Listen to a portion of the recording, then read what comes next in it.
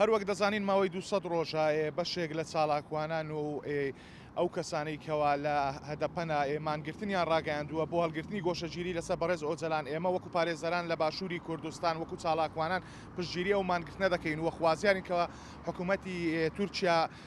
دان بەوە دابنێتن کەەوە ئەوانە لەسەر حەقن و داواکانیان جێبەجێ بکاتن چونکە جارنامەی مافەکانی مرۆڤ ڕێگای بەوە داوە کە ڕێز لە مرۆڤ بگیرێتن بەداخەوە بەرپرسیارەتی گیانی ئەوانەی کەمانیان گرتووەوە دەگەڕێتەوە سەر حکوومەتی تورکیا بۆیە هەرچی زووە پێویستە داواکانیان جێبەجێ بکرێتن و گۆشەگیری لەسەر بەڕێز ئۆجەلان هەر بگیرێتن و تەواوی ئەو چالاکوان و ئەو هاوڕێیانەمان کە ئێستا کە لە هەدەپەمانیان گرتووە مانگرتنەکەیان بۆی بشتێن و بۆی گیانیان سەلامەت بێتن. سکەی 200 ڕۆژ دەڕواتن بۆ مانگرتنی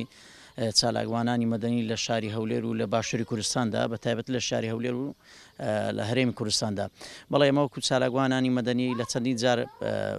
کاری مانگرتن مانگرتووە لە هەدەب لێر لە شاری هەولێردا و پشتگیری خۆشمان ڕاگەاندووە بۆ ئەم مانگرتنەی لە باشووردایە و هەموو کاتدا ئێمە داوامان وایە لە چالاکوانانی مەدەنی لە ڕۆژنامەنووسان لە خەڵکی باشوور بێنە ڕیزی ئەم مانگرتنە بۆ پشتگیریکردنی لەم مانگرتنەدا و بێتایبێت هەوێنێک بۆ یەک ڕێزی وی نەوەکو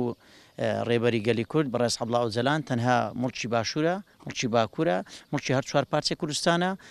ئێمە خۆمان بە قەزیەی نەتەوەی کورد ڕێبەر ئۆجەلان چۆن خۆی بە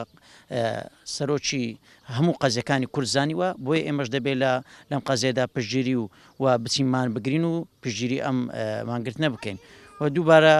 پێم بۆ هەموو چالاکوانانی مەدەنی و بۆ ڕۆژنامەنووسان بۆ خەڵکی ئازادی خواست هیوادارم بێنە ڕیزی مانگرتوان و پشتگیری مانگرتوانی هەرێمی کوردستان و بەتایبەتی شاری هەولێر خۆشەویست.